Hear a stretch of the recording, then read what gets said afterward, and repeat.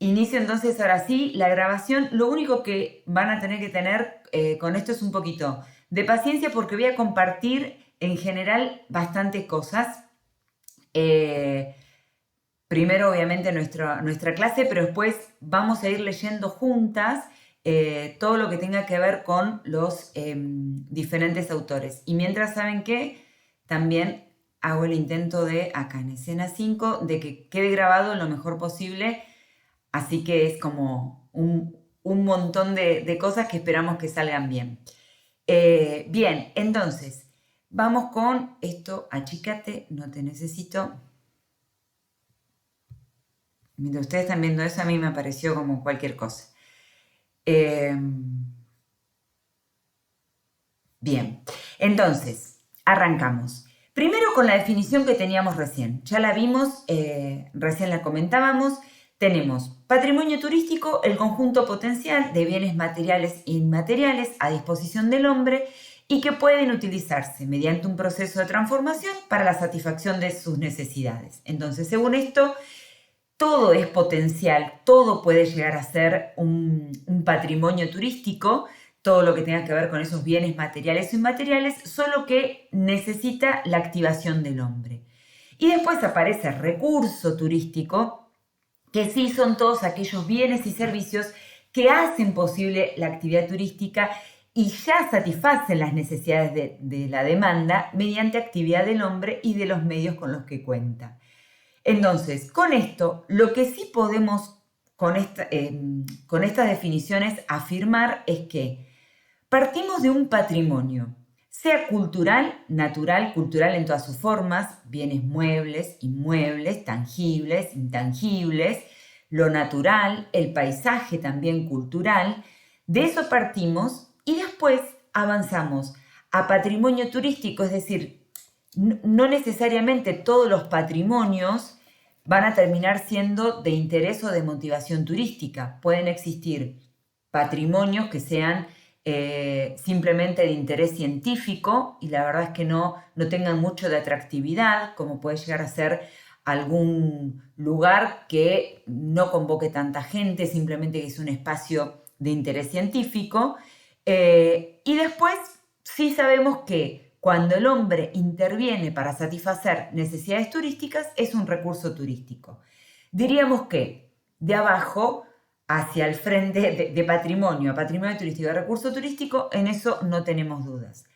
La duda que teníamos si siempre ese recurso turístico podría ser un patrimonio turístico. Si siempre que decimos hay un recurso turístico, significa que tenemos un patrimonio turístico, es decir, como retroceder la pelota. Si avanzamos, la respuesta podría ser sí, pero ahora les voy a ir contando algunos grises que puede llegar a tener ese sí tan seguro que podemos mencionar.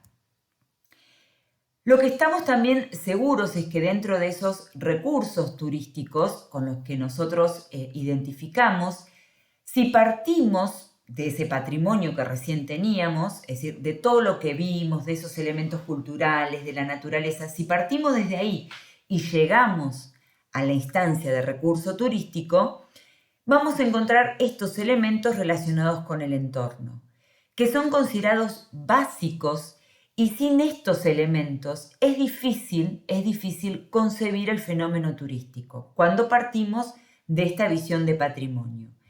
Y tenemos los primeros elementos son los que veíamos con la UNESCO, con ILAM, los que eran los patrimonios relacionados con la naturaleza. Todo lo que haga lo relativo al medio natural, a la tierra y a sus ecosistemas es un elemento que forma parte de ese recurso turístico cuando nació de un patrimonio turístico. ¿Me van siguiendo? ¿Sí?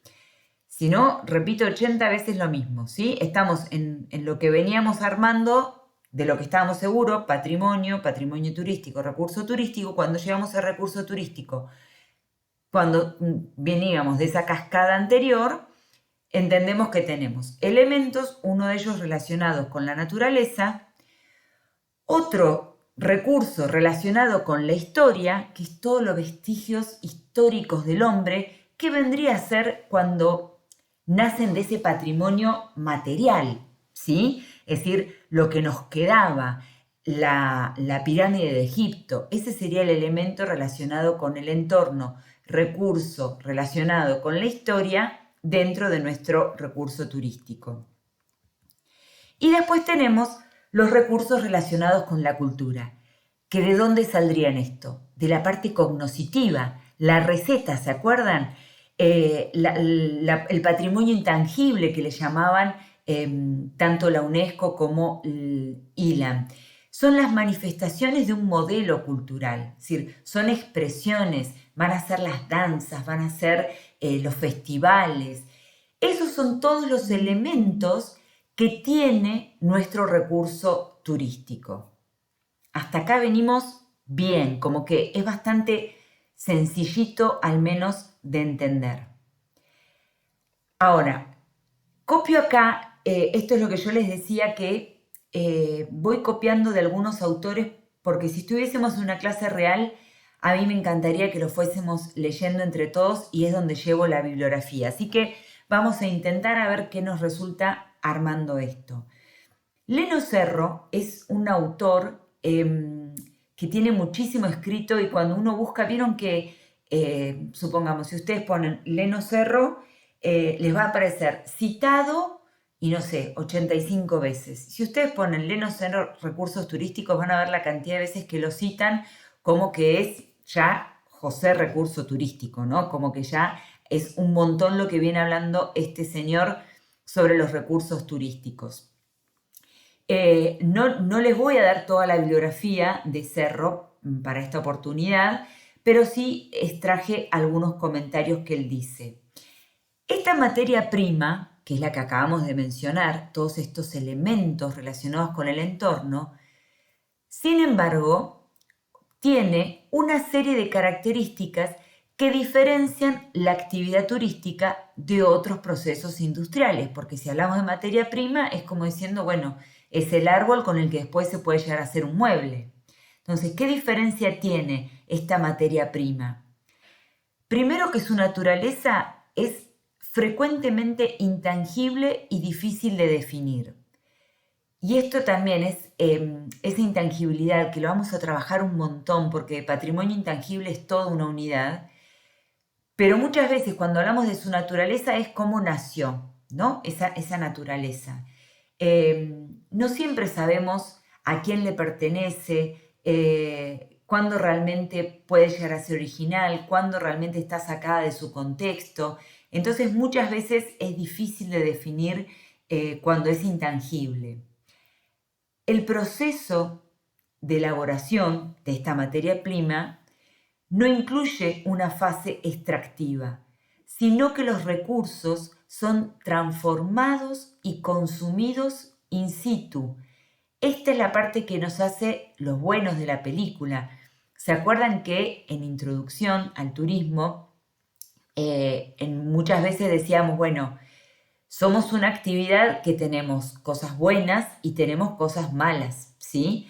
En esas cosas malas es que hemos generado impactos económicos negativos, impactos socioculturales negativos e impactos ambientales también negativos. Pero la parte buena es que no sacamos a las cataratas de su lugar para llevárselas a alguien en Dubái que tiene mucha plata y pudo llevarse las cataratas. Podrá ser su isla con forma de palmera, como algo artificial, pero las cataratas, para que sean las cataratas, las va a tener que consumir in situ, va a tener que llegar hasta las cataratas para utilizarlo. Entonces, está muy bueno que cuando hablamos de patrimonio cultural y natural, no haya una fase extractiva, ¿no? Que no se lo saque del lugar. Su valor, como bien de mercado, no desaparece al ser consumido, sino que permanece y únicamente puede perderse a consecuencia de la degradación por su uso abusivo o mal planificado. Es decir, no va a desaparecer. Vamos a hacer un montón mirando la Torre Eiffel y vamos a estar contentos de mirarla porque va a seguir ahí esa torre. La playa vamos a estar muy contentos de seguir yendo. Ahora, ¿por qué nos estamos quemando las pestañas analizando todo esto? Porque la forma en que nuestros recursos turísticos pueden desaparecer es cuando lo hacemos de manera mal planificada y vivimos situaciones donde las playas tienen que ser cerradas, donde monumentos han sido deteriorados, donde la sociedad se queja de la presencia de turistas. Entonces ahí aparecen mis licenciadas a intervenir y decir, bueno, manos a la obra, tengo que activar sobre esta situación de patrimonios y recursos, y por eso ustedes es donde se están formando. ¿Sí? Bien. Entonces, recordemos conceptos que ya traíamos, aunque ustedes no lo crean, y yo tampoco, no, sí, yo les tengo mucha fe. En lo que fue introducción al turismo, ustedes vieron producto turístico. Recordarán que cuando veíamos marketing, analizábamos marketing estratégico y marketing operativo, que era el que iba a llevar adelante todo lo que había pensado con la estrategia, y ahí salía dentro de ese marketing operativo la parte del producto turístico. Y nosotros decíamos que producto es algo que puede ser ofrecido a un mercado con la finalidad que se le preste atención, sea adquirido, utilizado o consumido, con el objeto de satisfacer un deseo o una necesidad. Eso lo decía nuestro amigo Philip Kotler, que en marketing lo mencionábamos todo el tiempo. Y para la OMT es un conjunto de bienes y servicios que son utilizados para el consumo turístico por un determinado grupo de consumidores. La suma de productos del destino se ubican en un entorno que es el espacio geográfico que lo rodea. Todos ellos conforman el atractivo turístico que genera el desplazamiento de personas. ¿Y por qué lo traigo como comentario cuando estamos ya avanzando en patrimonio? Porque en realidad todos estos conceptos son los que empiezan a hacer ruido en la cabeza. Porque cuando uno se pone a analizar lo que era recurso turístico y decía que eran la satisfacción, todo lo que iba a actuar, los recursos que tenía el hombre y que iba a poder dar respuesta, y que también habíamos dicho que todo era dentro de un espacio geográfico y que iba a satisfacer demanda, lo cual significa que si hay demanda turística es que se desplazó, es como todo se vuelve medio en conjunto. Entonces, para ir diferenciando algunas de estas terminologías, hay que entender que los elementos del recurso turístico, cuando digo elementos del recurso turístico, a falta de pizarrón, que lo debería tener anotadito, voy pasando para atrás, estos son los elementos del recurso turístico. ¿Y de dónde salían estos elementos? Y porque nosotros habíamos dicho que el recurso turístico que está en la parte inferior nacía de la parte de patrimonio turístico, de patrimonio cultural, ¿sí? Cuando nace el patrimonio turístico de un patrimonio cultural natural, tenía estos elementos relacionados con el entorno. Entonces, yo lo que estoy en condiciones de asegurar es que esos elementos del recurso turístico, junto a otros componentes, forman el producto turístico. Lo que acá recién me decía Kotler, ¿sí? Lo que me decía la OMT, ¿sí? Todo lo que estaba listo para generar el desplazamiento de las personas. ¿Y cuáles son esos componentes? Primero tengo los elementos relacionados con el entorno, mis 3 flechitas de recién: naturaleza, historia, cultura. Y después voy a tener los elementos de infraestructura e instalaciones públicas. También lo hemos visto con sistema, pero es importante entender que cuando hablamos de los recursos que pone el hombre también, estamos hablando, por ejemplo, que si yo tengo un atractivo para que la gente pueda visitar a través de cruceros, en la medida en que no haga un muelle para cruceros, no voy a tener el combo perfecto para que la gente pueda hacer uso de ese espacio, ¿sí? Entonces, además de tener un terrible lugar con una fauna marina encontrándose, como es la zona de Península Valdés, es probable que yo en algún lado, para que ese recurso realmente funcione como motivo de desplazamiento de las personas, tenga que tener un muelle, por ejemplo, para que la gente llegue. Entonces, necesito elementos de infraestructura e instalaciones públicas. Necesito también elementos de infraestructura e instalaciones privadas, como por ejemplo un hotel en Esquel, porque si hay un centro de esquí que ya ha tenido medios de elevación, si hay un parque nacional con un camino que permite llegar a ese parque nacional, entonces debo también tener, por supuesto, un lugar como un hotel, que es esa infraestructura e instalaciones privadas. Y puedo tener elementos complementarios como un mirador hacia la playa, ¿sí? O puedo tener un casino. Es decir, los elementos complementarios podrán ser por parte de una instalación pública o podrá ser también por parte de una instalación privada. Pero es un complemento. ¿Por qué es un complemento? Y porque ese mirador me permite tener una vista espectacular en Puerto Pirámides y está genial, pero bueno, si no lo tengo, igual pude acceder gracias a que había un aeropuerto, gracias a que había una ruta o gracias a que bajé en un crucero, entonces pude acceder, pero está genial tenerlo. Y tener un casino, a no ser que seas Las Vegas, donde es tu motivo de desplazamiento, seguramente es un elemento complementario, así lo que puede llegar a ser una instalación privada como un hotel. Cuando está absolutamente todo, sí, y que ahí aparece el marketing para la venta, es todos los componentes que tiene ese producto turístico, ¿sí?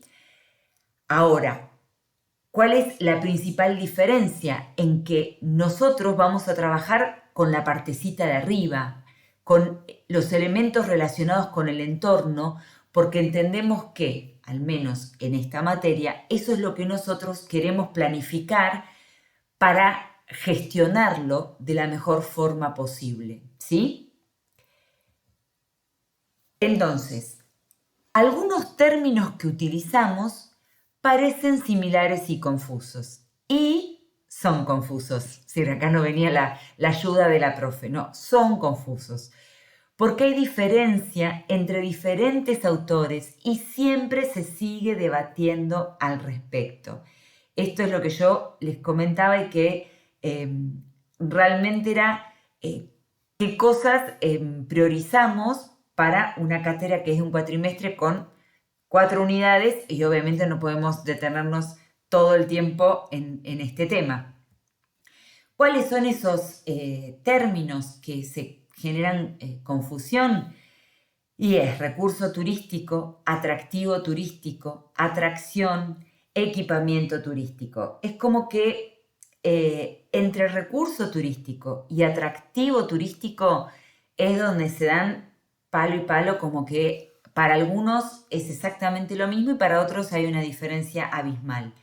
La atracción es el poder que ejerce obviamente en las personas ese espacio geográfico, y el equipamiento ya tiene que ver más con estos otros elementos, el de la infraestructura pública, el de la privada, el complementario, que hacen a este recurso.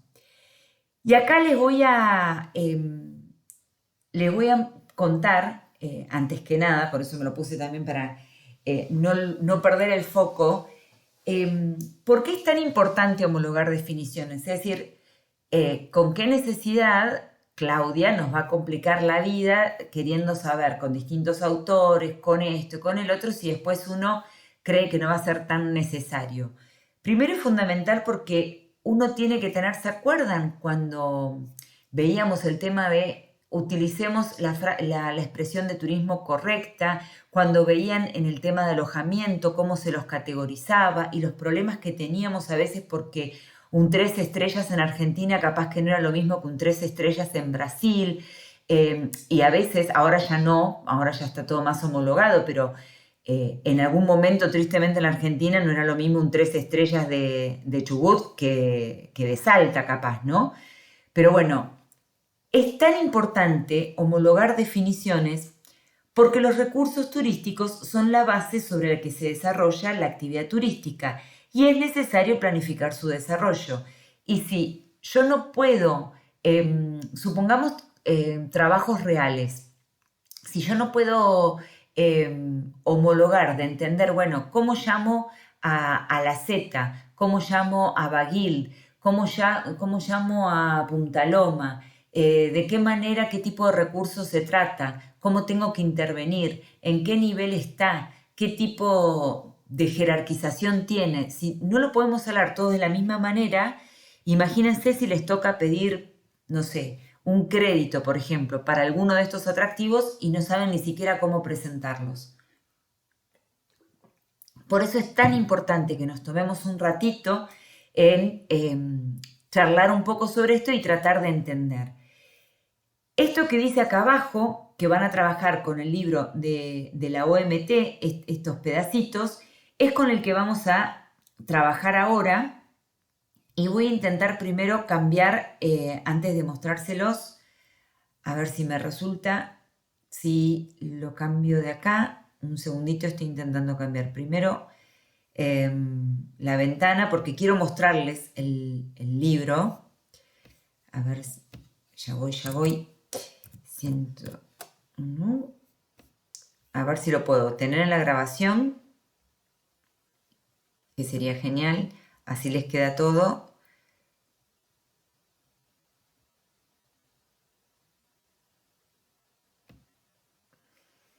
No me lo toma. Bueno, vamos primero con lo importante que es la clase y después muestro. Voy a compartirles esa parte del libro de la OMT que es con la que ustedes van a trabajar, como para que vean, en este momento en la grabación van a escuchar solamente mi voz.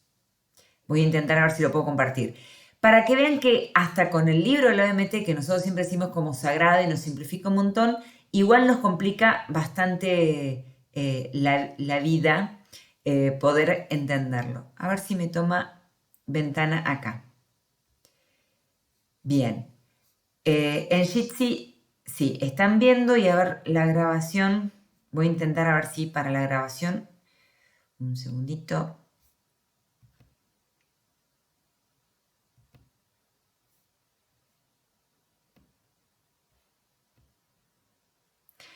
Bueno, vamos a ver si ahí en la grabación queda también con el libro. Creería que sí. Discúlpenme, tengan un poquito de paciencia con los tiempos. Miren, la OMT, en vez de simplificarnos la vida, en su mismo libro, La Introducción al Turismo, lo tienen y si no se los vuelvo a reenviar.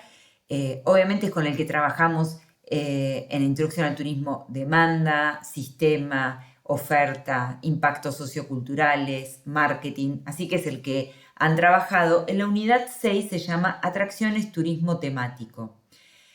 Y acá obviamente arranca con la importancia de lo que tienen que ver con las atracciones creadas por el hombre. Y miren lo que marca acá. Dice, no hay que confundir las atracciones con recursos. Ya ahí nos entró a complicar la vida. Como apunta Gann, los recursos naturales, culturales, etc., son el fundamento para el desarrollo posterior de la atracción. Así, pueden promocionarse las playas, las montañas o la historia de un país, pero a no ser que estos elementos estén situados en localidades accesibles y válidas para la explotación turística, no pueden ser considerados realmente atracciones turísticas. Y sigo acá, al fin y al cabo, como afirma Pape-Roglu, creo que se pronuncia así, el desarrollo turístico es un problema de encajar los recursos naturales o históricos de un lugar con la demanda y la preferencia de los turistas actuales o potenciales. Por lo tanto, los recursos en su forma original no son más que la materia prima de futuras atracciones.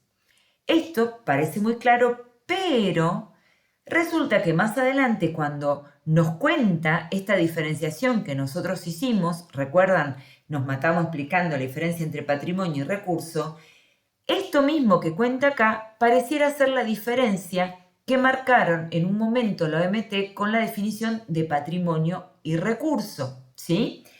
Pero como está hablando de atracciones ya creadas por el hombre, marca que a ese recurso que decíamos que podía satisfacer necesidades turísticas, ese recurso cuando el hombre ya intervino, cuando ya lo dejó bonito, impecable, lustroso para que empiece a llegar la gente, ahí estamos hablando de atracciones. Y acá lo que sí quiero, que también lo tenemos en el PowerPoint resumido, pero se los quiero mostrar porque esta es la bibliografía que ustedes van a trabajar. Miren, acá voy a responder, tomando, Karen, también lo que me decías al comienzo de la clase. En esta tipología de atracciones vamos a dar un poquito de respuesta a nuestro interrogante de la última clase. Porque hay un autor, es Warburg, que habla que las atracciones se las puede clasificar en naturales, que obviamente son todas las que tienen que ver con estos espacios físicos naturales, y después hay atracciones creadas por el hombre, perdón, pero no diseñadas con la intención de atraer visitantes. Y que también hay atracciones creadas por el hombre con la intención de atraer visitantes, y habla también de una categoría de eventos especiales. Y acá, cuando yo vuelvo a hacer, quiero que tengan en la cabeza, para no volverlas locas con los cambios, tengan en la cabeza esas 3 flechitas que habíamos puesto, ¿no? De patrimonio natural, cultural, sale la flechita para patrimonio turístico y de ahí baja a recurso turístico. Y la pregunta era, ¿todo recurso es un patrimonio turístico? Y parecía que si la flechita era descendente, seguramente ascendente también. Y acá es donde la respuesta es no, y se hace el lío muchas veces con las atracciones. ¿Por qué? Porque cuando nace de un patrimonio turístico, es cuando tiene todo esto que nosotros venimos hablando, lo natural, lo cultural, lo tangible, lo intangible, y está buenísimo. Pero muchas veces ese recurso turístico nace como recurso turístico, nace como atracción. Por ejemplo, Disneylandia, ¿sí? Walt Disney y todo su imperio que ha creado. Por ejemplo, Las Vegas. Por ejemplo, parques temáticos como lo hay, no sé, parque temático de Ferrari. Todos esos lugares que son creados por el hombre, creados especialmente para atraer visitantes, son por supuesto un recurso turístico, son por supuesto una atracción turística, lo que genera el desplazamiento voluntario de personas, pero no necesariamente son un patrimonio turístico. ¿Se entiende esta diferencia? Por favor, interrúmpanme las veces que haga falta, porque es importante que puedan ir sin perder el hilo. ¿Vamos bien hasta acá? Sí. Sí, profe, vamos bien. Buenísimo. Entonces, decíamos, es cierto, el patrimonio, el recurso necesita la intervención del hombre, necesita su capacidad, su capacitación para poder afrontar esa transformación del patrimonio. Pero muchas veces el recurso no nace de todo este bagaje que nosotros comentamos, no es como que es genial y uno dice, bueno, pero mirá, terrible, por ejemplo, recurso turístico que te vas a mandar si tenés ballenas, si tenés glaciar Perito Moreno, si tenés, no sé, los... no me salen los monos, pero tienen el nombre. Bueno, si tengo en el Congo todo lo que tenga que ver con los gorilas, elefantes, obviamente es un terrible recurso y yo digo, bueno, sí, igual sepan que los lugares de mayor interés muchas veces son destinos como Las Vegas o justamente parques temáticos en el mundo, son atracciones gigantescas, ¿sí? Sin ir más lejos, un parque de la costa en Buenos Aires puede llevar mucha más gente que el Museo de la Recoleta. Entonces, ese tipo de atracciones, de recursos turísticos, son las que ya intervino el hombre sin necesidad de... que son creadas, puntualmente para atraer gente. Van a ver que después hay unas diapositivas donde yo les hice un resumen de esto, pero lo que les quiero mostrar con esto es que hasta la propia OMT, cuando habla de atracciones, dice que son algo diferente a los recursos y después utiliza 3 capítulos más adelante para hablar de recursos a estos mismos autores.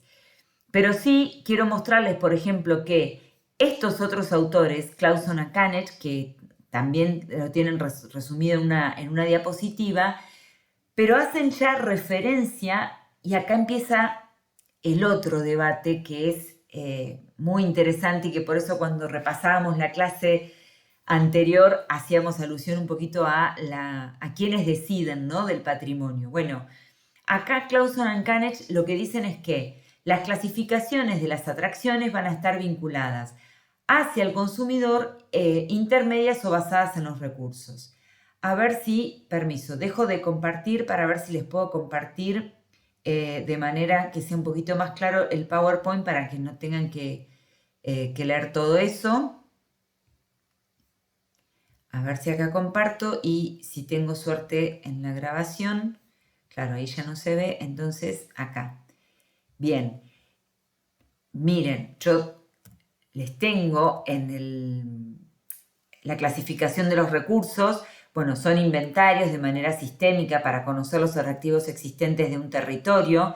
Necesito saber qué tengo, sea para venderlo, para planificarlo, para cuidarlo, para lo que quieras, lo tengo que conocer. Y esperen, porque esto me estoy adelantando a lo próximo, pero igual quiero un segundito. ¿Por qué no estoy en el Power? Quería achicarlo. Una presentación normal. Acá, a ver. Esto quería. Por su funcionalidad, acá. Miren, acá lo tengo. Ahí. Clauson y Canecht. Lo que recién estábamos viendo, que son las atracciones o los recursos. Estos autores recién, Swarbrick lo que mencionaba es que podían ser creados por el hombre o no, que podían ser naturales, que podían ser eventos programados. Bueno, ellos dicen, hay recursos que están orientados al consumidor y hablan cuando se trata de esparcimientos cercanos a los núcleos de residencia. Si bien yo dije que toda la cátedra me gustaría dar siempre ejemplos de afuera, con estas cosas que son tanta información, está bueno dar ejemplos con cosas más conocidas para que podamos entender a qué hace referencia. A lo que hace referencia es, por ejemplo, puede llegar a ser algún lugar como el Tigre. El Tigre es una parte en la zona norte de Buenos Aires, justamente una zona de puertos, hoy transformado en un barrio muy bonito, con barrios residenciales cerrados, pero nace justamente como zona de puerto y tiene un montón de puestos, de ferias, lo que tiene que ver con un patrimonio cultural mezclado con un patrimonio natural. La principal característica que tiene es que está muy cerca de lo que vendría a ser el centro emisor, obviamente de Buenos Aires, es parte de un barrio del Gran Buenos Aires. Entonces, claro, le llama que es un atractivo orientado al consumidor porque se hacen cerca de las ciudades y responden más que nada a una ubicación, a tener algo cerquita dentro de la ciudad. Ahora después les voy a dar una característica que tenemos en nuestra zona con respecto a estos tipos de recursos. Si no, también tengo, es decir, acá podría ser algo creado por el hombre también. Un autor no es excluyente del otro, porque también podría llegar a ser una cancha de golf, por ejemplo, ¿no? Son esparcimientos, recursos turísticos que van a hacer que la gente se traslade a ese lugar y que justamente están muy cerca de lo que son los núcleos poblacionales, los núcleos de residencia donde vive la gente. Después tengo un recreativo de tipo intermedio, que exige un desplazamiento fuera de las ciudades. El hombre tuvo poca intervención en su creación, pero sí tienen una presión de carga muy grande justamente por el poco desplazamiento que tienen. ¿Qué serían los ejemplos? Por ejemplo, los balnearios que están cerca de la ciudad de Buenos Aires. Mar del Plata. El hombre sí tuvo intervención ahí, no en lo que es la playa, pero ella la tiene que tener cuidada, ya tiene que ver cómo la playa se evita, digamos, de degradar. Tiene un montón de situaciones, digamos, en las que tiene que velar, Pero al estar tan cerca, si bien no fue creada simplemente para responder a esas necesidades, al estar tan cerca tiene una presión que es muy grande. Y Clauson y Kanech también mencionan que hay un esparcimiento y ocio que está basado en el propio recurso. Incluso en inglés la traducción no sería así porque es basado, un recurso basado en sí mismo sería. Y que es cuando se encuentran lejos de todos los centros urbanos, exige el desplazamiento porque están muy lejos y la gente está viajando exclusivamente para ir a ver eso, ¿sí? Es decir, se está trasladando para poder encontrar ese lugar, como podrían ser lugares como Cataratas del Iguazú, como podrían ser el Parque Nacional Los Glaciares. Ahora, miren qué interesante, y por eso les digo que por más que hoy sea una clase donde queden así como con los pelos parados y digan, ¿y qué ir a tomar de todo esto y cómo lo voy a hacer? Porque muchas veces uno se preocupa más por el cómo lo voy a aplicar, a qué voy a hacer, a tratar de entender, pero nosotros una vez hicimos un trabajo para el complejo hidroeléctrico Futaleufú. Cuando uno ingresa está la usina de lo que era antes la zona, y bueno, se hicieron un rescate de fotografías, y justamente dimos como idea un trabajo con Silvia López, otra profesora de acá de la universidad, que se incentivara y se mostrara un poquito más de lo que era solamente el funcionamiento de la presa, que se contara todo lo que se hizo.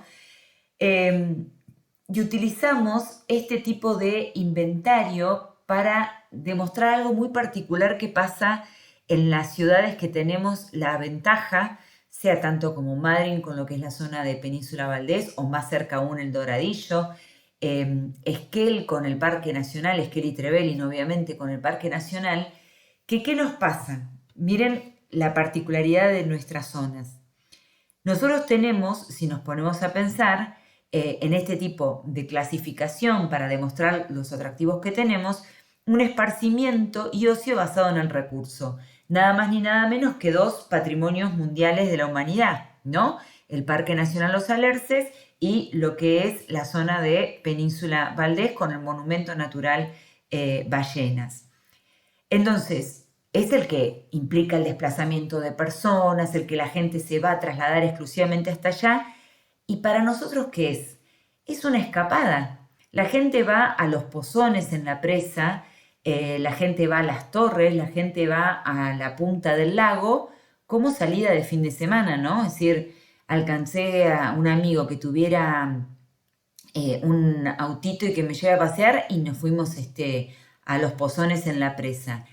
Entonces es muy loco el comportamiento que tenemos los residentes cuando estamos frente a tremendo patrimonio, y que muchas veces para nosotros es como el patio de la casa, si se quiere. ¿Y por qué lo presento así? Porque esto hacía también cuando una vez analizábamos la zona de las rocas, el camping en la zona del Parque Nacional, ¿qué nos pasaba? Que había menos cuidado a veces por parte de los residentes, ¿no? Entonces había, le llamábamos picadas sanitarias, que es todos los lugares donde se escapa la gente a hacer pis cuando no tiene baño. Entonces había papel higiénico en el Parque Nacional, y se daba con mayor cantidad de residuos o de mal uso cuando había sido fines de semana largos utilizados por los residentes. Con esto lo que les digo es que todo esto que parece como un montón de información, como diciendo, wow, tremenda clase con tanto y por qué tanta cantidad de cositas si son todos más o menos iguales, en realidad sirve mucho para entender por dónde pasa el uso y cómo poder planificarlo. Porque nosotros lo que teníamos que entender en ese momento, que en realidad nuestros recursos turísticos eran prácticamente recreativos de tipo intermedio. No los podíamos tratar solamente como esparcimiento y ocio basado en el recurso, porque en realidad habían tenido tanta presión por la proximidad de las ciudades, que por más jerarquía que tuviera, la parte del uso social lo iba a condicionar. Entonces, parece como un montón, pero es sumamente válido el poder entender todo esto. Acá está el que recién leíamos ahí en el libro de la OMT, el de Swarbrick, que estaban los recursos naturales, los creados por el hombre, no diseñados para atraer turistas, y los creados por el hombre con la intención de atraer turistas. Entonces, yo en un París, por ejemplo, si bien dijimos que está bueno achicar de alguna forma porque es muy gigante, pero yo voy a tener una torre Eiffel, obviamente que no tiene nada que ver con la intención de que llegaran turistas, por más que hoy es el símbolo, y voy a tener un Euro Disney totalmente creado por el hombre y con una única intención es de que entren visitantes. Entonces, ahí nomás ya me doy cuenta de que hay dos tipos distintos de atracciones. Y voy a volver antes de decir, Profe, sí, acá estoy, justo, mira. ¿le puedo agregar un ejemplo a lo que acaba de decir con respecto a los creados por el hombre que en un primer instante no fueron diseñados para atraer turistas? Sí, por supuesto. Bueno, yo no sé si usted lo sabe, a nosotros esto nos contó el profesor Carlos Baroli. Él nos Sí, comentó, o no, bueno, un profesor de la universidad nos contó. ¿Vio el famoso laberinto del hoyo? sí. Bueno, que había tenido la oportunidad de hablar con los dueños y de que ellos en realidad lo querían para ellos. Es más, creo que estuvo como 8 años hasta que el pino realmente creció y le pudieron dar la forma, pero en realidad lo querían para ellos, o sea, está en su propiedad, era su jardín y nada, querían algo porque a ellos que les gustaba mucho. Y bueno, y después le empezaron a informar de que podía ser una atracción turística y bueno, y de ahí salió. Pero ellos en un primer momento lo querían para su propio disfrute. Mirá, vos sabés que en Los Cocos, una localidad en Córdoba, que está en lo que se llama el Valle de Punilla, viene Villa Carlos Paz, Cosquín, toda esa zona así de nombres muy conocidos, hay también en la localidad de Los Cocos un laberinto y que tiene... Ay, me mató tu gato. Quería participar. Y ese laberinto tiene un nacimiento parecido a lo que vos mencionás, porque también era un laberinto así hecho con plantas, igual, y que se lo había dedicado a su esposa de alguna forma, el señor, y hoy es emblemático, es decir, están estas situaciones de que ahí sí se vuelve como que el recurso turístico nace de algo creado por el hombre, pero no con la intención de atraer turistas. Y muchas veces uno dice, bueno, ¿para qué necesito esa clasificación tan fina? Porque en general lo que no fue creado para atraer turistas tiene por detrás otra connotación como de más pertenencia. Por ejemplo, si este señor que abre su jardín a la visita de turistas, ¿no? Necesita realmente poder relatarlo, poder planificarlo, va a ver si todos los días quiere que se le meta un montón de gente, si se lo empiezan a estropear o no, no va a ser lo mismo como ya creo un parque temático para la recepción de visitas. Entonces, cuando algo no es creado con esa intención, muchas veces lo que necesita es como un poquito más de cuidado, ¿no? Como que tenemos que llegar. Miren, yo recuerdo el caso, por ejemplo, de las plantaciones de tulipanes, hoy tan conocidas entre Belín y tan maravillosas de visitar. El señor que tiene ese campo de tulipán, lo que le costó abrirse al público. Es un muy lindo ejemplo cuando veamos turismo rural, que también lo vemos, es muy bueno para entender porque en realidad la gente que está con el campo trabajando, cuando le decís, ay, ¿sabés que sería re lindo que vengan unos turistas? Es un caos, es como cuando vos tenés tanto para hacer, estás estudiando para un parcial, tenés que entregar un trabajo práctico y te dicen, ay, voy a ir a visitarte. No, es decir, estoy sobredimensionada. La gente del campo, cuando tiene que estar haciendo un montón de cosas y le enchufamos turistas, es como pobres. Entonces, en esa parte, cuando no es creado con la intención de que la gente los visite, que no es un parque temático con granja, entonces allá hay vacas y acá hay conejos, sino que es la gente que está ordeñando realmente, es distinta a la planificación y tenemos otras cosas a tener en cuenta. Por eso es tan lindo poder ir viendo de qué tipo de atractivo se trata. Es decir, e insisto, podría ser esto un cuatrimestre de explicaciones, pero lo importante es que entendamos por dónde pasa. Ahí me salen como menos rayitas, así que agradezco que esté todo grabado porque tengo miedo que algunas cosas se pierdan, ¿no? Yo justo iba a compartirles, lo de la OMT, así les sigo mostrando. A ver acá está. Miren, porque es nuestra misma OMT, acá sigue hablando, bueno, Cooper es muy similar a lo que decía Swarbrick, porque en realidad habla de atracciones reproducibles y no reproducibles. Las reproducibles obviamente son las creadas por el hombre con la intención de atraer visitantes, y las no reproducibles es si el hombre en algún momento hizo un alero para su supervivencia o pinturas rupestres para comunicarse, eso es no reproducible, lo tenés en ese lugar y nada más. Pero esto que parece como tan claro de nuestra querida OMT, que siempre nos ha facilitado la vida, en su mismo libro, en Planificación y Desarrollo de Destinos Turísticos, deja de hablar de atracciones, como lo mencionaba en la parte de la unidad 6, y comienza explicando una planificación, que todavía esta parte no la vamos a ver todavía. El punto 9.2 tampoco dice el espacio como base de la oferta turística, es lo que nosotros decimos, nosotros trabajamos sobre el espacio geográfico, pero sí trabajamos con esto de los recursos turísticos. Y miren cómo arranca hablando.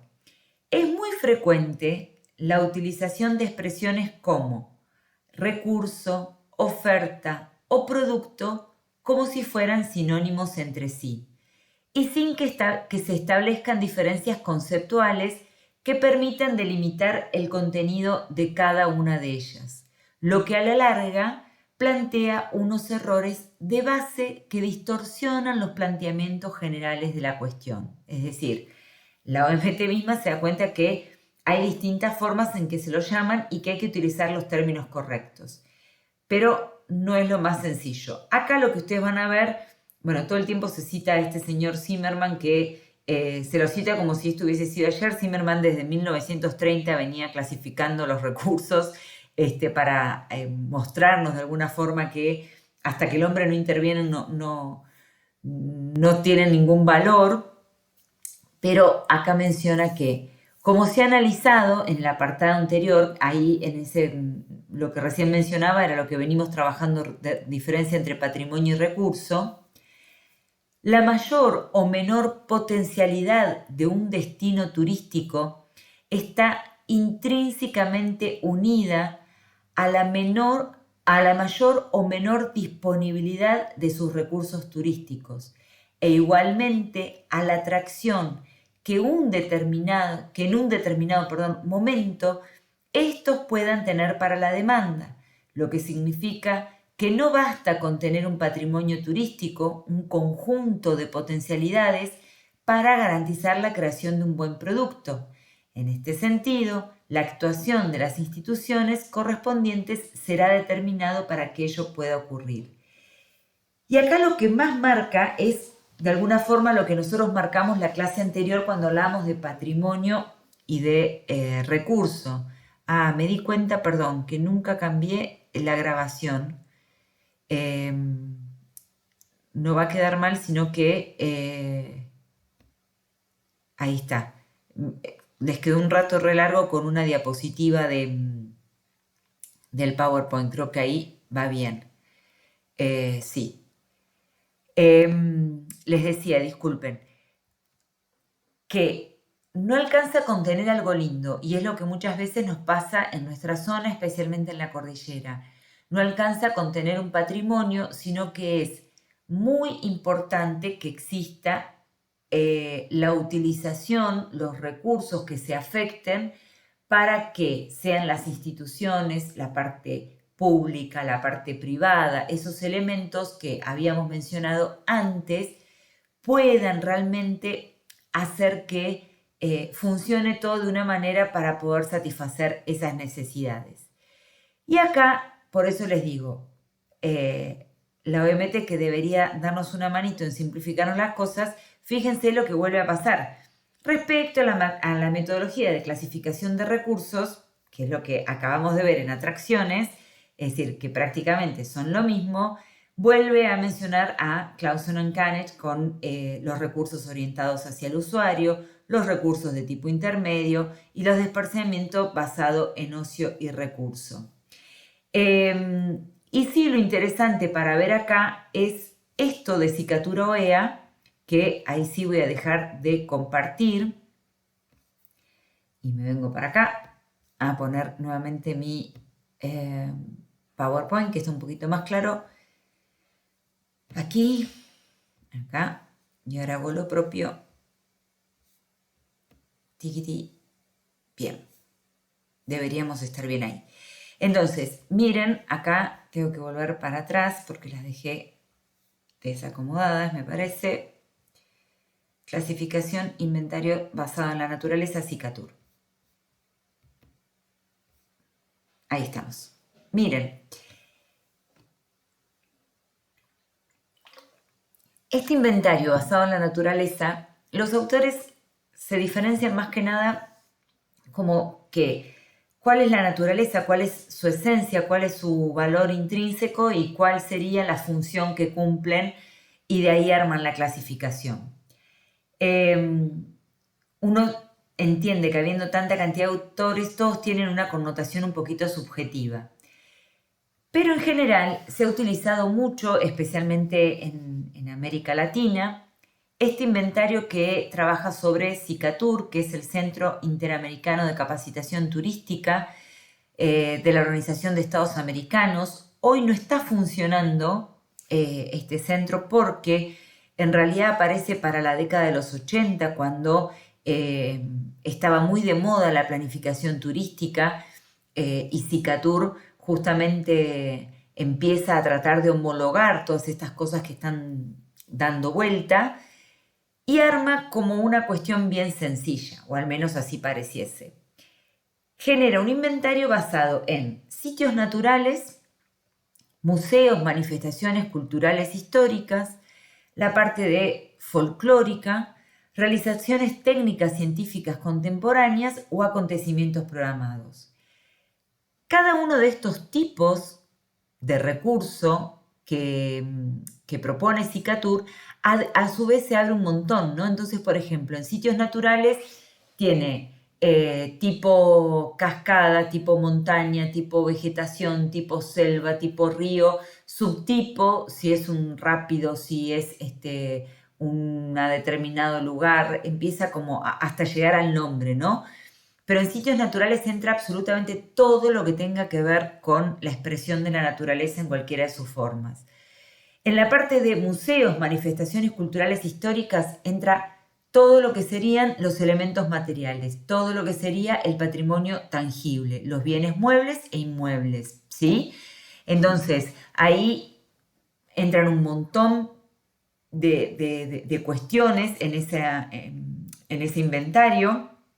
En folclore entran todo lo que tiene que ver con el patrimonio intangible, todo lo que tenga que ver con danzas, con creencias, con costumbres, con gastronomía, con conocimientos de medicina, de plantas, todo lo que quieran ahí entra en la parte folclórica, que nosotros capaz no nos damos cuenta, pero hay cantidad de lugares que lo que más tienen para ofrecer es ese patrimonio intangible. Y después aparecen las realizaciones técnicas científicas contemporáneas, que es algo muy bueno. Si bien pueden entrar en museos, manifestaciones culturales históricas, esta separación de Cicatur ayuda mucho porque parecería que es un patrimonio o es un recurso, en este caso turístico, solo aquello como que es más viejito, ¿no?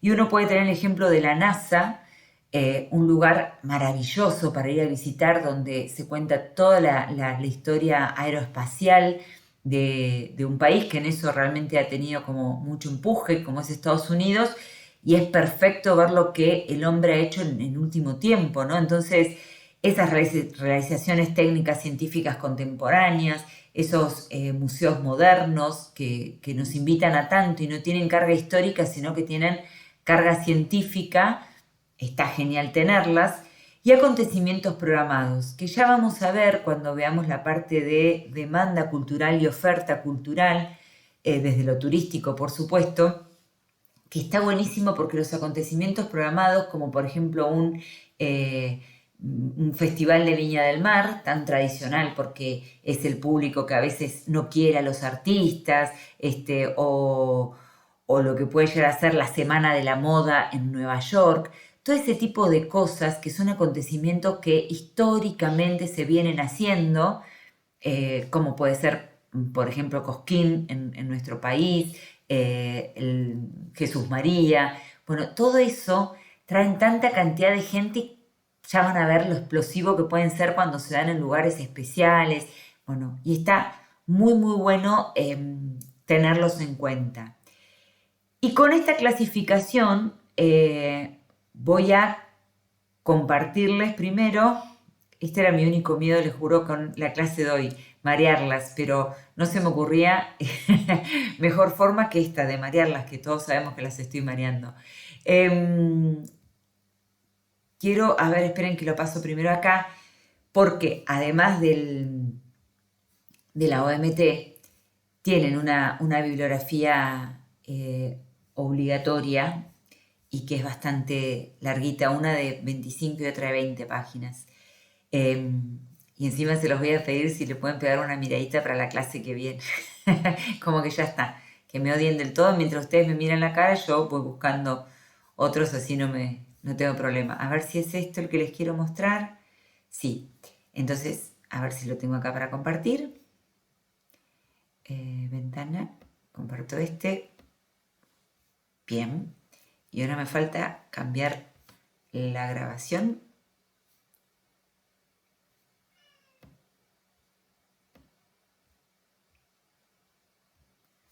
Bueno, creería que ahí está. Bien.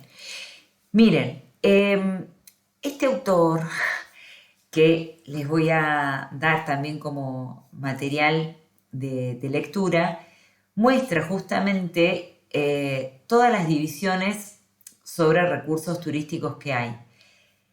Como el trabajo práctico de ustedes final, con el que aprueban la materia, este famoso integrador, arranca justamente con el relevamiento de los recursos turísticos, que dicho sea de paso para la cátedra, la expresión recurso turístico o atractivo turístico, no vamos a hacer como, no, dijo atractivo en vez de recurso, como que algo es terrible. Sí, hago la separación entre patrimonio y recurso turístico, pero no va a haber problema con hilar tan filo sobre patrimonio, sobre recurso y atractivo. Pero bueno, este autor se tomó el trabajo, Diego Navarro, de la Universidad de Aconcagua, Argentina, así que está bueno trabajar siempre con material también nuestro. Muestra más o menos qué es lo que van presentando los distintos autores. Acá está mostrando cómo hace la categorización Ramírez Blanco, con el que nosotros vemos algunas cositas.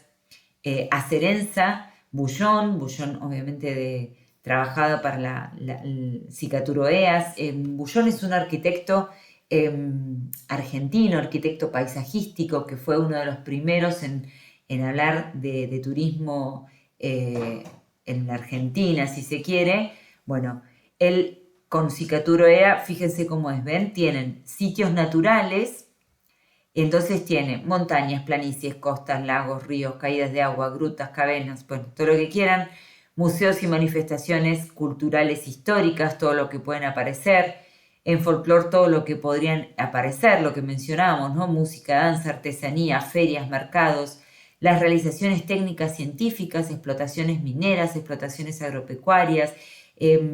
Van a ver cuando tengamos turismo rural, que existe un turismo que se traslada simplemente capaz para ver cómo es inseminación de animales, ¿no? Entonces hay algo técnico, no es que cuando hablamos de explotación agropecuaria hay toda una movida de tecnología que llama la atención e invita a ser visitado. Bueno, acontecimientos programados, artísticos, deportivos.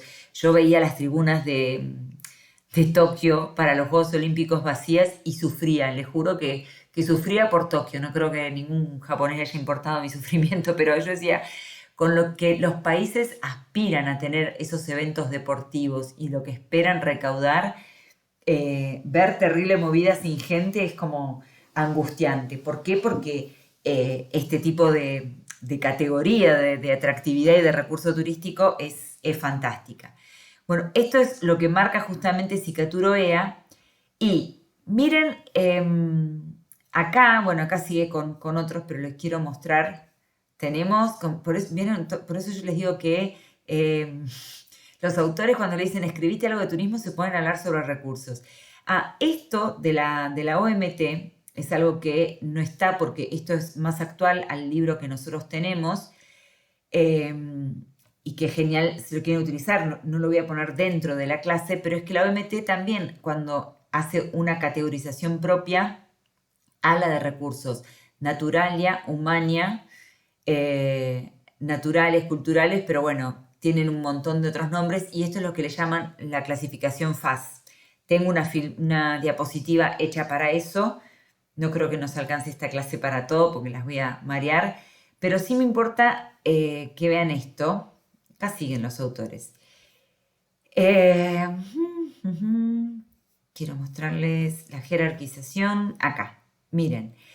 Esto es la parte del otro debate. Cicatur Oea, además de general Cárdenas Tavares, no es nada mío, me encantaría porque he escrito un montón sobre turismo y me colgaría de su apellido, pero no me corresponde. La jerarquización de recursos turísticos que hace Cicatur, después de ponernos a contar de que tiene sitios naturales, monumentos, todo lo que recién vimos, dice, bueno, hay que jerarquizarlos. ¿Y entonces cómo basa la jerarquización? De acuerdo a la capacidad que tiene el atractivo en generar el desplazamiento de las personas. Entonces dice, por ejemplo, ¿no? Jerarquía 0. Atractivo cuyas cualidades no permiten incorporarlos a la jerarquía 1, que es el umbral mínimo, equivalente a recursos sin características relevantes. No sería un recurso turístico. Entonces ustedes dirán, ¿y por qué lo meten ahí? Y bueno, porque muchas veces cuando se hacen los inventarios se descubre, por ejemplo, que hay un salto de agua, ¿no? Muy bonito, una caída de agua en la montaña, pero resulta que es un recurso natural, pero realmente no tiene ningún tipo de jerarquía porque no va a generar el desplazamiento de personas. La primera jerarquía son atractivos sin méritos suficientes como para considerarlos en las jerarquías anteriores, que serían la 2, la 3, la 4, pero que igualmente forman parte del patrimonio turístico como elementos que pueden completar a otros de mayor jerarquía en el desarrollo y funcionamiento de las unidades que integran el espacio turístico. El 2 ya tienen méritos suficientes como para ser importantes para el mercado interno, es decir, que hay gente dentro del país que aspira a trasladarse para ver determinado patrimonio, recurso turístico. El 3 ya tiene un rasgo llamativos, entonces ya son visitantes de larga distancia, ya pueden visitarlo de distintos países limítrofes. El de jerarquía 4 ya tiene rasgos excepcionales y el de jerarquía 5 es el que tiene una gran significación en el mercado turístico. Ahora bien, esto que les va a tocar a ustedes como bibliografía va a estar complementadas y voy a dejar de compartir un minutito y voy a tratar también de dejar, creo que ahí estamos bien.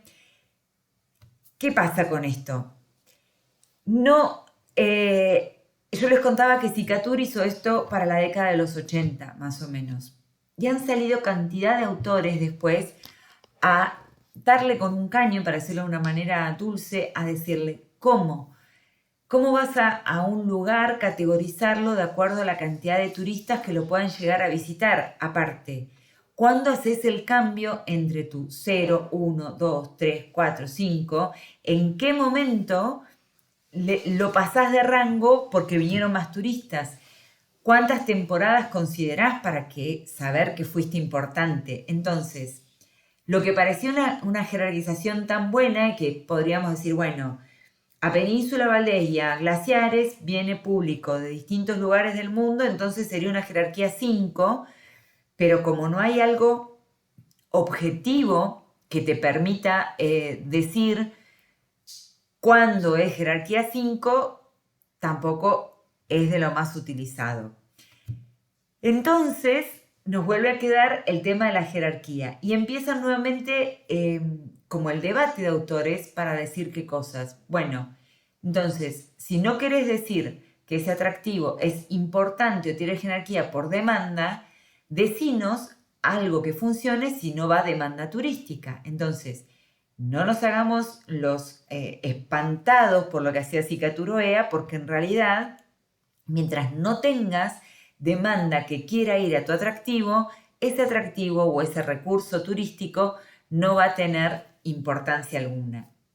Entonces es como, wow, ¿dónde nos vamos a estar agarrando en el momento de planificar o cuáles son los elementos? Por supuesto que de acuerdo a lo que más nos vaya conveniendo, por ejemplo, si necesitamos plata para un lugar chiquito que todavía no tiene mucha cantidad de gente, me voy a agarrar de los autores, no sé, una autora que les voy a dar un extracto chiquitito, Solsona Monzonís, que ella es la que dice, mientras lo sigas estigmatizando a ese atractivo con que no lo va a visitar gente, no me vas a dejar conseguir fuentes de financiamiento para que yo lo pueda hacer crecer y venga más gente y entonces crecer mi jerarquización. Entonces, si yo tengo que justificar, por ejemplo, plata para el Maitén, para Epuyén, para el Hoyo, porque necesito hacer algo ahí, voy a buscar a todos estos autores que me dicen la demanda no es lo único que puede poner en valor un atractivo. Si yo tengo que detener capaz el impacto que está generando la demanda en algún lugar, voy a buscar en que esta demanda ya tiene un determinado atractivo y voy a necesitar frenar un poco porque va a estar como afectado por la cantidad de gente que tiene. Entonces, por eso es tan importante que ustedes conozcan toda la variedad de autores que existen y las herramientas que tienen para el momento de planificación. Voy a retomar, ya como para ir cerrando, lo prometo, para no agotarlas, nuestro PowerPoint para que vean. Y a ver, acá lo cambié, no. Acá. Bien. Y aguárdenme que, ¿dónde les quiero mostrar? ¿Dónde estoy parada? Para mostrarles algo. Acá. Primero lo que acá, voy por partes. Primero un autor que no estaba ahí y que, no, dejé de compartir. Tonta. Ahí vuelvo. Ventana. ¿La grabación va bien? Sí, acá.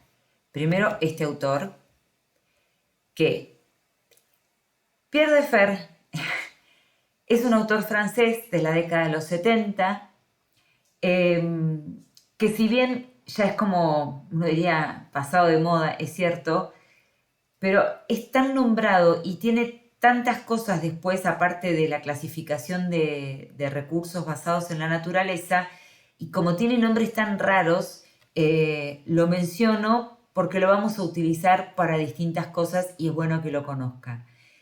Él se basa en la definición aristotélica de recursos, cosa de terminar de complicarnos la tarde del miércoles. Entonces le pone nombres raros como hídrome o hídromo, lo van a encontrar algunas veces con E, otras veces con O. Y entonces él dice que hídrome, hídromo y fítome o fítomo tiene que ver con, uno, el recurso hídrico en todas sus formas, y fítome con lo que tiene que ver con la vegetación, la tierra y toda su cobertura. ¿Por qué se los menciono? Porque después Pierre Defar tiene algo que es interesante cuando planificamos, que él le llama el RAEC. Me estoy anticipando un poquito, pero para que sepan. Él dice, cada recurso tiene su actividad, cada actividad tiene su equipamiento y cada equipamiento está dirigido a un cliente. Esto lo vamos a ver después, pero lo anticipo nada más. Y fíjense qué coherencia tiene, ¿no? Dice, bueno, hidrome, todo lo que sea agua, el recurso de agua basado en sus formas. Entonces uno, por ejemplo, dice, bueno, la nieve es una forma del recurso agua en uno de sus estados. Bárbaro, entonces dice, bueno, si vos tenés un recurso con nieve, lo que tenés que pensar es que en ese recurso va una actividad. ¿Qué actividad vas a practicar? Y la verdad que el esquí va en esa zona, puede ser esquí de fondo, puede ser snowboard, puede ser, bueno, si va a ser esquí de fondo no necesitas medios de elevación porque el esquí de fondo se hace en zonas más planas.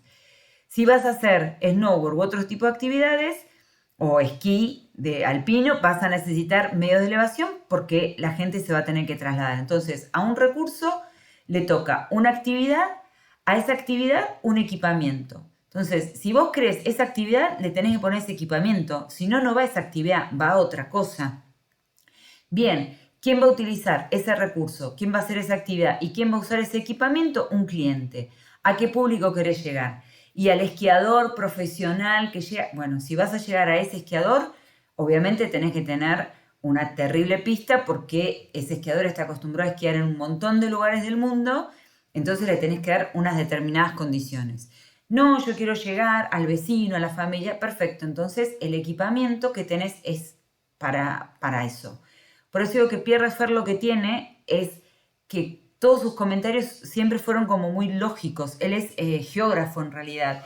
Entonces, siempre la basó como de la cosa práctica. Por eso hay cosas de Pierre Defar que a mí me siguen gustando a pesar del tiempo. Y como todos se siguen peleando, bueno, no es que esté desactualizado, ¿no? Todos siguen viendo de qué se trata esto. Después él hace lítome, perdón, ahí me falta una O, que son lo que sería la parte del patrimonio tangible, del patrimonio mueble, de eso que decíamos de lo material, ¿no? Ese elemento cultural, que es todo lo que tenga que ver con vestigios de la civilización. Antrópome, que es la parte intangible, esos festivales, lo folclórico que decía Cicaturo Ea. Y después de un tiempo, después de haber hecho esa primera clasificación, incorporó Némone.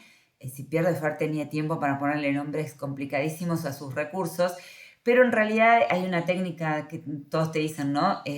La memotecnia, lo que usamos a veces para acordarnos de una palabra, que la separamos en dos. Bueno, si me tengo que acordar de esto, suerte, si van a usar técnicas para acordarse de Pierre Defar. Bueno, ¿cómo es la técnica que evoca la memoria? Y eso es, por ejemplo, ¿no?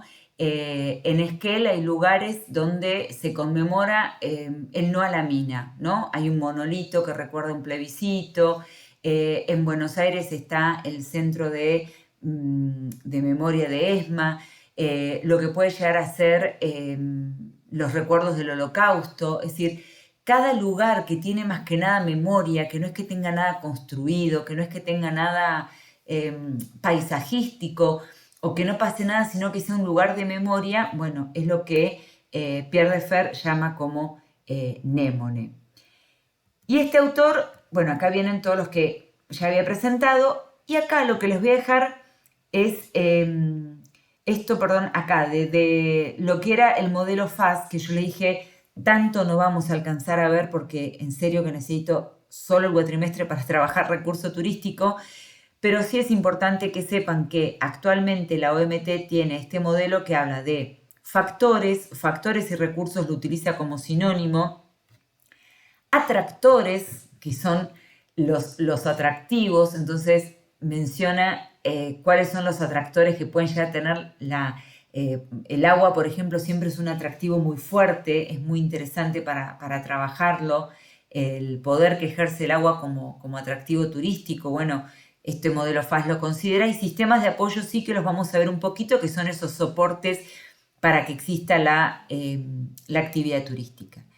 Y les dije que veía una última cosa y cerraba, esto se los voy a mostrar la clase pasada, pero la clase que viene, Pero fíjense que puse acá una diapositiva, después vamos a trabajar bien con todo esto, pero esto es lo que vimos la clase pasado cuando decíamos, bueno, ¿quiénes son los que influyen en la definición de patrimonios colectivos? ¿No? Y decíamos, bueno, siempre existe una jerarquización, intereses nacionales, alguien que viene a legalizarlo.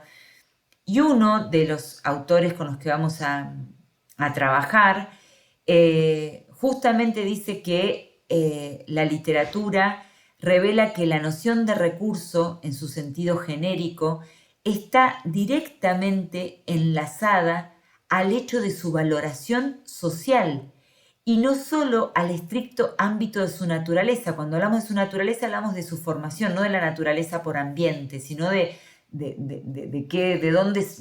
cómo surgís, de tu valor intrínseco.